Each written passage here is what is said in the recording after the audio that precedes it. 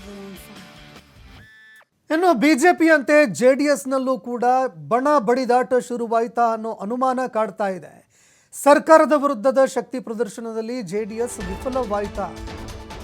ಸರ್ಕಾರದ ವಿರುದ್ಧ ಶಕ್ತಿ ಪ್ರದರ್ಶನ ಮಾಡೋದಕ್ಕೆ ಅಂತ ಜೆಡಿಎಸ್ ಮುಂದಾಗ್ತಾ ಇತ್ತು. ಆದರೆ ಈ ಪ್ರಯತ್ನದಲ್ಲಿ ಜೆಡಿಎಸ್ ವಿಫಲವಾಯಿತಾ ಅನ್ನುವಂತಹ ಪ್ರಶ್ನೆ ಕಾಡ್ತಾ ಇದೆ. ಪಕ್ಷದಲ್ಲಿ ಒಮ್ಮತದ ಅಭಿಪ್ರಾಯದ ಕೊರತೆ ಎದ್ದು ಕಂಡು ಬರ್ತಾ ಇದೆ. ದಳಪತಿಗಳಿಗೆ ದೂರು ಕೂಡ ನೀಡಿದ್ದಾರೆ. ಇನ್ನು ದಳಪತಿಗಳಿಗೆ ದೂರು ನೀಡಿದಂತಹ ಶಾಸಕರನ್ನ ವಿಶ್ವಾಸಕ್ಕೆ ತೆಗೆದುಕೊಳ್ತಾ ಇಲ್ಲ ಅಂತ ಶಾಸಕರು ಅಸಮಾಧಾನ ಹೊರಹಾಕ್ತಾ ಇದ್ದಾರೆ. ಜೆಡಿಎಲ್ಪಿ ನಾಯಕ ಸುರೇಶ್ ಬಾಬು ಅವರ ವಿರುದ್ಧ ಜೆಡಿಎಸ್ನ ನಾಯಕರು ಬೇಸರ ಹೊರಹಾಕ್ತಾ ಇದ್ದಾರೆ. ವರಿಷ್ಠರಾಗಿರುವಂತಹ ಕೇಂದ್ರ ಸಚಿವ ಎಚ್.ಡಿ. ಕುಮಾರಸ್ವಾಮಿಗೆ ಶಾಸಕರೊಬ್ಬರು ದೂರು ಕೊಟ್ಟಿದ್ದಾರೆ. ಸಮೃದ್ಧಿ ಮಂಜುನಾಥ್, ಹರೀಶ್ ಗೌಡ, ಶರಣಗೌಡ, ಕಂದಕೂರು ದೂರು ಕೊಟ್ಟಿದ್ದಾರೆ. ಪಕ್ಷದ ಶಾಸಕರ ಸಮಸ್ಯೆಗಳಿಗೆ ಇವರು ಸ್ಪಂದಿಸ್ತಾ ಇಲ್ಲ. ನಮ್ಮ ಶಾಸಕಾಂಗ ನಾಯಕರು, ಆದರೆ ನಮ್ಮ ನಾಯಕರು ನಮ್ಮ ಶಾಸಕರ ಸಮಸ್ಯೆಗಳಿಗೆ ಸ್ಪಂದನೆ ಕೊಡ್ತಾ ಇಲ್ಲ, ಶಾಸಕರನ್ನ ಲೆಕ್ಕಕ್ಕೆ ತೆಗೆದುಕೊಳ್ತಾ ಇಲ್ಲ ಅಂತ ಬೇಸರ ಹೊರಹಾಕ್ತಾ ಇದ್ದಾರೆ.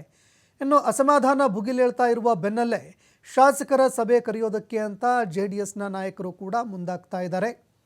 ಆದರೆ ಇದು ಎಷ್ಟರ ಮಟ್ಟಿಗೆ ಫಲ ಕೊಡುತ್ತೆ ಅನ್ನುವಂಥದ್ದನ್ನು ಕಾದು ನೋಡಬೇಕಾಗತ್ತೆ.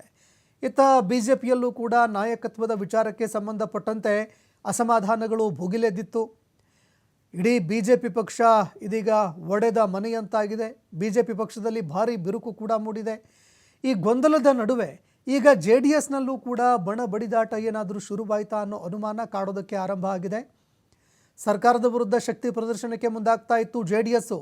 ಆದರೆ ಪಕ್ಷದಲ್ಲೇ ಒಮ್ಮತದ ಅಭಿಪ್ರಾಯ ಆಯಿತು, ಎಲ್ಲರೂ ಕೂಡಿ ಹೋರಾಟ ಮಾಡೋಣ ಅನ್ನುವಂಥ ಒಂದು ಒಮ್ಮತ ಏನಿದೆ ಅದರ ಕೊರತೆ ಕಂಡು ಬರ್ತಾ ಇದೆ ಅಂತ ಹೇಳಲಾಗ್ತಾ ಇದೆ.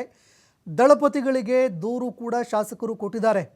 ಶಾಸಕರನ್ನ ವಿಶ್ವಾಸಕ್ಕೆ ತೆಗೆದುಕೊಳ್ತಾ ಇಲ್ಲ ಅಂತ ಶಾಸಕರು ಅಸಮಾಧಾನ ಹೊರಹಾಕ್ತಾ ಇದ್ದಾರೆ. ಜೆಡಿಎಲ್ಪಿ ನಾಯಕರಾಗಿರುವಂತಹ ಸುರೇಶ್ ಬಾಬು ಅವರ ವಿರುದ್ಧ ಶಾಸಕರು ಬೇಸರ ಹೊರಹಾಕ್ತಾ ಇದ್ದಾರೆ.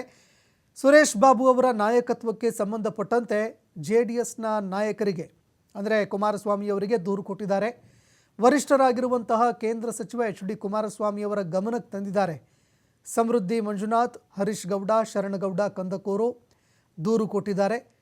ಇನ್ನು ಪಕ್ಷದ ಶಾಸಕರ ಸಮಸ್ಯೆಗಳನ್ನು ಸ್ಪಂದಿಸ್ತಾ ಇಲ್ಲ, ಶಾಸಕರನ್ನ ಲೆಕ್ಕಕ್ಕೆ ತೆಗೆದುಕೊಳ್ತಾ ಇಲ್ಲ ಅನ್ನೋ ಕೆಲವು ಆರೋಪಗಳನ್ನು ಮಾಡಿದ್ದಾರೆ. ಇದಕ್ಕೆ ಸಂಬಂಧಪಟ್ಟಂತೆ ಇದೀಗ ಕುಮಾರಸ್ವಾಮಿ ಅವರು ಯಾವ ರೀತಿಯಾಗಿ ಕ್ರಮ ಕೈಗೊಳ್ತಾರೆ, ಅದೇ ರೀತಿ ಒಡಕು ಮೂಡಿರುವಂತಹ ನಾಯಕರನ್ನ ಯಾವ ರೀತಿಯಾಗಿ ಒಗ್ಗೂಡಿಸ್ತಾರೆ ಅನ್ನುವಂಥದ್ದನ್ನು ಕಾದು ನೋಡಬೇಕಾಗತ್ತೆ.